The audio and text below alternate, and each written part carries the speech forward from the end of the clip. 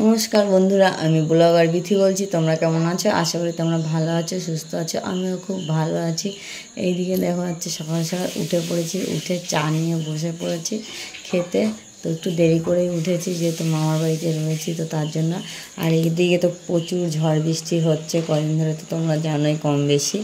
তো এদিকে দেখতে হচ্ছে মামি মানে সকালে টিফিনের জন্য পেঁপে কেটে নিচ্ছে, পেঁপে আলু। আর তারপরে এদিকে মামা বাজার করে চলে এসেছে। এটা কী চাল বলো তো? কী বলে এটাকে? খুদের চাল। তো এই খুদের চালটা নিয়ে এসেছে। আর এদিকে আছে তোমার লাল শাক নিয়ে এসেছে, আর পুঁই শাক, আর কী কী ইত্যাদি নিয়ে এসেছে। তো যাই হোক, এইদিকে দেখতে পাচ্ছ তোমার লাল শাক বাছতে বসেছি আমরা। তো বর্ষার দিনে শাকটা না খাওয়াই ভালো, মানে পোকা থাকে শাকে। তো আর চারিদিকে সব ডুবে যাচ্ছে, এত মানে বৃষ্টি হচ্ছে। তো কী বলবো, তারপরে বলে এরপরে আর শাক খেতে পারবো না, তো তার জন্য শাক নিয়ে এসেছে। এদিকে দেখো শাক বাছছে, আর এদিকে আমার ননদ বসে বসে ফোন ঘেঁটেই যাচ্ছে। ও ফোন দেখতে এতই ভালোবাসে। যাই হোক, ও দেখছে, তারপরে ফোনটা রেখে দিল। তারপর আমি একটু রাস্তায় যেয়ে, ও ক্যামেরা করে দিয়েছে আমার, তো রাস্তায় যে একটু ভিডিও করে নিলাম ওদের বাড়ির সামনে। তারপরে দেখো এখানে কাটোয়া ডাটা হয়েছে, তো এখানে ডাটাগুলো তুলে নিচ্ছে। যে মামার বাড়িতেই হয়েছে এটা। তো হচ্ছে আর এই দেখো এই ডাটাটা কত বড় আর মোটা। এই একটাই ডাটা ছিল, তো মামি বললো এই ডাটাটাও তুলে নাও, এই ডাটাটা হচ্ছে আর নাই বুড়ো হয়ে যাবে। তো তারপরে দেখো গোড়ায় কত মাটি ছিল, সেগুলো মাটি করে তুলে নিলাম। আর কদিন ধরে বৃষ্টি হচ্ছে বলে গোড়া একদম পুরো নরম, টান দিতেই উঠে গেছে। তো এটা আমি ভালো করে এখন ধুয়ে কেটে মানে নেব। তো তারপরে স্নান করে ফ্রেশ হয়ে নিই, কেননা অনেকটা টাইম জলে আমি ভিজেছি বৃষ্টির জলে। তো এখন মানে শরীর কম বেশি সবার খারাপ হচ্ছে। তো যাই হোক, জ্বর বিশেষ করে। তো এইদিকে দেখতে হচ্ছে স্নান করে ফ্রেশ হয়ে গেছে। তারপর দেখতে পেলাম এখানে একটা কাঁকরোল গাছে, তো কাঁকরোল ঝুলছে। তো আমি সেটাকে তুলতে এসেছি। দেখো এই সমস্ত জিনিস আমার তুলতে খুবই ভালো লাগে, দেখলে আমার হাত মানে সুরসুর করে। তো যাই হোক, তুলে নিলাম কাঁকরোলটা, না তুললে তো বুড়ো হয়ে যেত। তারপরে দেখতেই পাচ্ছ কী সুন্দর লাগছে, একটাই ছিল। তো তারপরে এখানে দেখা যাচ্ছে খারকোল পাতা, কেউ ঘ্যাটকোল পাতা বলে। তো এখানে দুই একটা হয়েছে, ওই দিকটাও হয়েছে। আর চারিপাশটা হচ্ছে খালের চারিপাশ দিয়ে না এগুলো হয়ে রয়েছে। তো বাগান টাইপেরই বলতে পারো। আর পুরো জল খালে, যেহেতু ঝড় বৃষ্টি হচ্ছে তো অনেকটাই জল। তো পরে একদিন তোমাদের সাথে ভিডিওটা শেয়ার করবো, খালটা দেখিয়ে দেবো। তো এদিকে দেখো মামি মশলা বাচ্চা কাটাকুটি করছে, সব করছে। তো তারপরে এখানে আছে আমি মাছ ভাজা করছি। কাতলা মাছ নিয়ে এসেছিলো মামা, তো তার জন্য যে কাতলা মাছ ভাজছি এখন। তো দেখতেই পারছো এক এক করে ভেজে নিচ্ছি। আর ওই পাশে দেখো ওদের এই রান্নাঘরটাও নতুন করেছে। তো এর আগে তোমাদের সাথে আমি অনেক দিন আগে এসেছিলাম, তো সেই ভিডিও দেখেছিলাম তো রান্নাঘরটার অবস্থা খুবই পরিস্থিতি খারাপ ছিল। তো এই রান্নাঘরটা ওরা নতুন করেছে। উনুনটা দেখো কত সুন্দর বানিয়েছে, যে বানিয়েছে খুব সুন্দর উনুনটা, পাইপের উনুন এটা। তো দেখতে পাচ্ছ দুই দিকে কড়াই বসানো আছে, একদিকে মানে মুখ আছে। তো একদিকে কাঠ দিলে আর দুই দিকে আগুন জ্বলে, তো দেখতেই পাচ্ছ।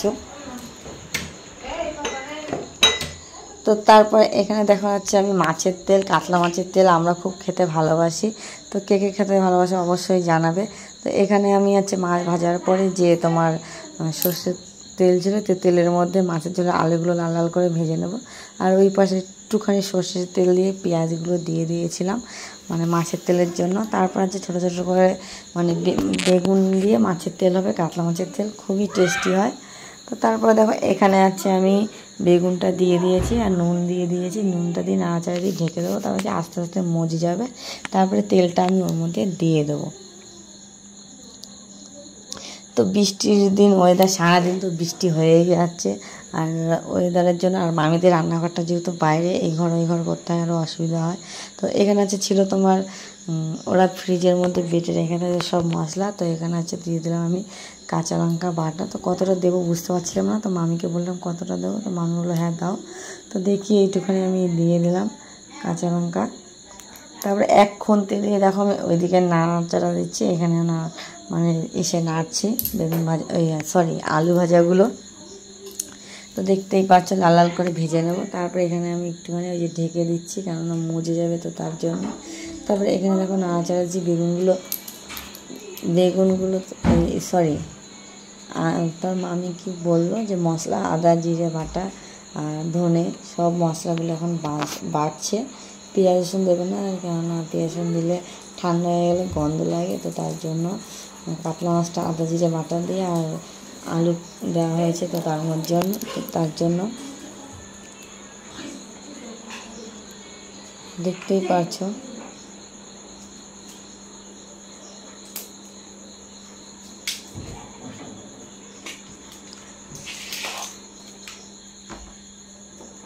তো তারপরে এখানে দেখো ক্যামেরা ধরার লোক ছিল না, তো ক্যামেরাটা আমি ঠিক করে মানে এদিক ওদিক করছিলাম যে কীভাবে রেখে দেওয়া যায়। তো যতটা পারলাম তোমাদের সাথে শেয়ার করলাম, পুরো ভালোভাবে ক্যামেরা করা যাচ্ছিল না।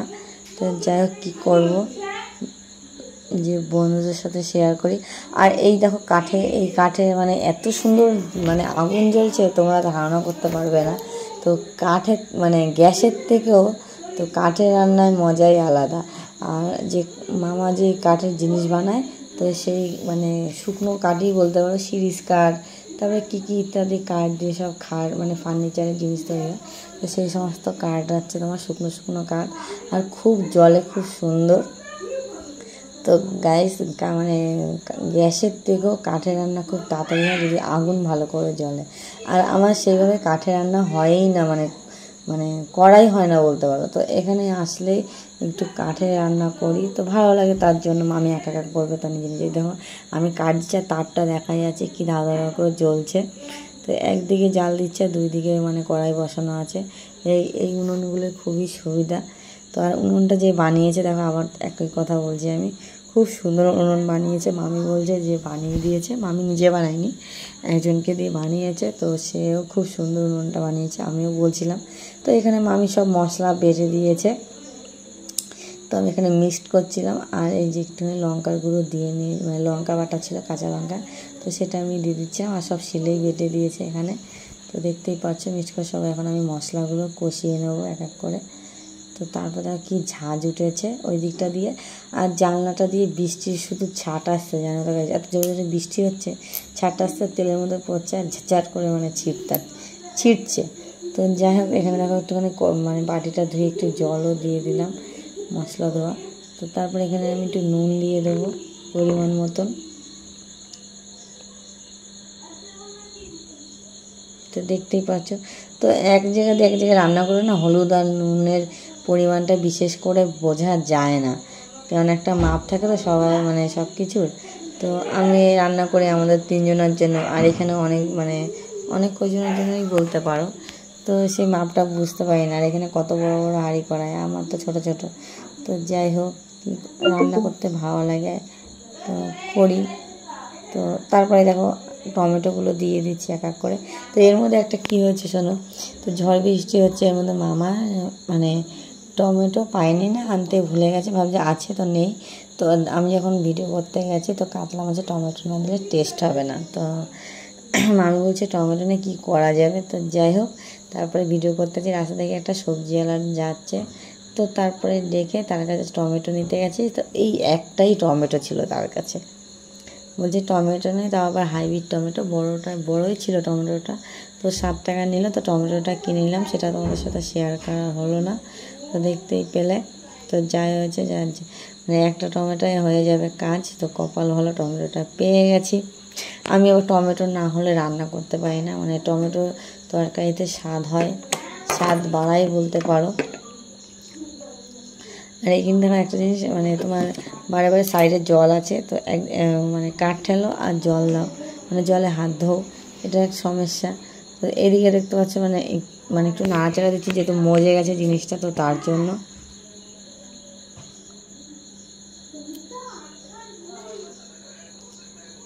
তারপরে একটু হলুদ দিয়ে দিলাম পরিমাণ মতন ওখানে। তারপরে এই যে এদিকটায় হলুদ দিয়ে দেবো, দুই দিকেই পরিমাণ। আগে দিতে ভুলে গেছিলাম, তো কালারটা দেখে মনে হচ্ছে যে হলুদটা দেওয়া হয়নি, যেহেতু টমেটো মানে কালারটা চলে এসেছে তার জন্য। তারপর এখানেও আমি দিয়ে দিলাম 1 চামচ হলুদ, আর ওখানেও দিয়ে দিলাম, দুটোই একসাথে মিক্সড করে এখন দিয়ে দেবো।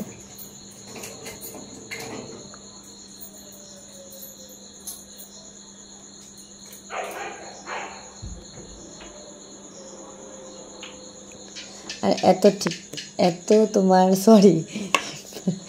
এত তোমার হচ্ছে মানে সামলাতে পারছি না, মানে এত আগুন জ্বলছে, দুদিকে দুটো কড়াই বসিয়েছি। তো এই যে মানে এই মানে কাঠ না দিলে এইগুলো না ফুরফুর ফুরফুর করে জ্বলে যাচ্ছে। এগুলো কি বলে ঠিক আমার জানা নেই, তোমরা যদি জেনে থাকো, মানে এই কাঠের ভুসি বলে না কি বলে, মানে জানা নেই ঠিক। এগুলো মানে জলে ভালো, কিন্তু তোমার নাড়া দিতে হয়।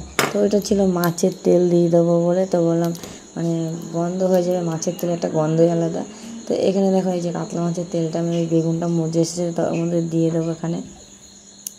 তো তারপরে হচ্ছে দেখো যেহেতু গন্ধ বেরোবে, আমি হচ্ছে আর বললাম আর একটা খুন্তি থাকলে দাও, তো দিয়ে দিলে। এবার দুটো খুন্তি দুই দিকে দিয়ে দেবো, দিয়ে নাড়াচাড়া দিয়ে নেব।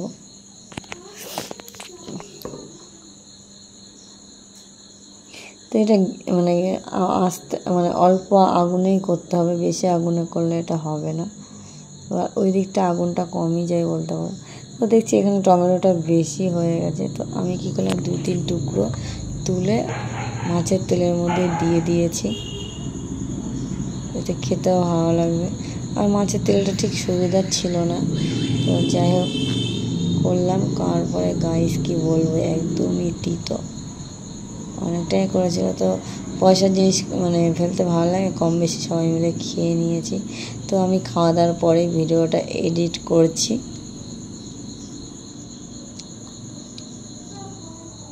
তো দেখো এদিকে আমার মশলাটা কষানো হয়ে গেছে, তারপরে এখানে আলুটা আমি দিয়ে দিয়েছি। তো দেখতেই পাচ্ছ, তো ক্যামেরাটা তোমাদের সামনে একটু সাথে নিয়ে এসে দেখিয়ে দিলাম, কালারগুলো তো দেখিয়ে নাও। এর আগে আছে যেহেতু ক্যামেরা ধরার লোক ছিল না, তো কালারগুলো ঠিকভাবে দেখাতে পারছিলাম না।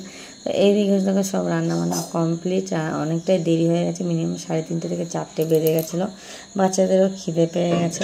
তো এইখানে দেখো সব আছে, এই যে রেডি করা আছে খাটের উপরে। তো এইটা হচ্ছে বলতে পারো মামাদের হচ্ছে ডাইনিং টেবিল। তো তোমাদের কার কার বাড়িতে এরকম ডাইনিং টেবিল আছে বড়, তো অবশ্যই কমেন্ট বক্সে জানাবে। তো দেখতেই পাচ্ছ, তো দেখতে আছে কত বড় ডাইনিং টেবিল, মানে এরা খাট ছিল, এখন ওরা ডাইনিং টেবিল করে নিয়েছে এটাকে। তো যাই হোক চেয়ারেও বসা যাবে বা ডাইনিং টেবিলের পরে উঠে বসেও খাওয়া যাবে সে। আর তোমরা যদি চাও তো শুয়েও খেতে পারো, কোনো ব্যাপার না। তো যাই হোক এদিকে দেখতে পাচ্ছ, তো সবাইকে আমি এখন মানে ভাত বেড়ে দিচ্ছি, কেন সবার পেটেই টান লেগে গেছে। সকালবেলা রুটি তরকারি খেয়েছিল, আর কতক্ষণ আর পেটে থাকে তা। তো যাই হোক এখানে দেখতে হচ্ছে লাল শাক ভাজা হয়েছে, আর কি বলে বরবটি আলু দিয়ে ভাজা, এই যে।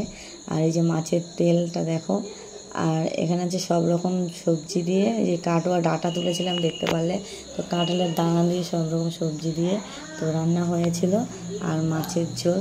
তো খাওয়া দাওয়ার পরে রেস্ট নিয়ে তারপরে এদিকে দেখো আমরা বেরিয়ে পড়েছি। কোথায় যাচ্ছি বলো তো গাইস? তো দেখতেই পাচ্ছ বেরিয়ে পড়ছি, বাড়ি যাচ্ছি অবশ্যই না, বাড়ি যাচ্ছে না, কেননা আমরা যাচ্ছি একটু ঘুরতে, আমি আর আমার ননদ। আর এইদিকে আমার মানে শাশুড়ি মা আর মাসি শাশুড়ি চলে গেছে। তো গেছিলাম এইদিকে দেখতেই পারছো।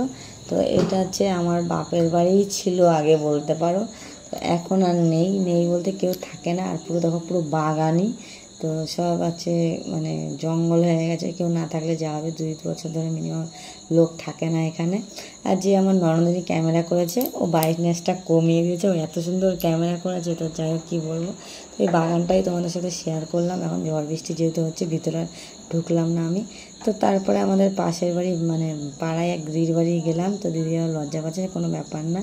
তো দেখতেই পারছো, তা আজকের মানে দিদিটা মানে বাড়িটা করেছে নতুন। তো আজকের ভিডিওটা ছিল এই পর্যন্তই। যদি ভালো লাগে লাইক কমেন্ট শেয়ার সাবস্ক্রাইব করে দেবে। তো টাটা গাইস।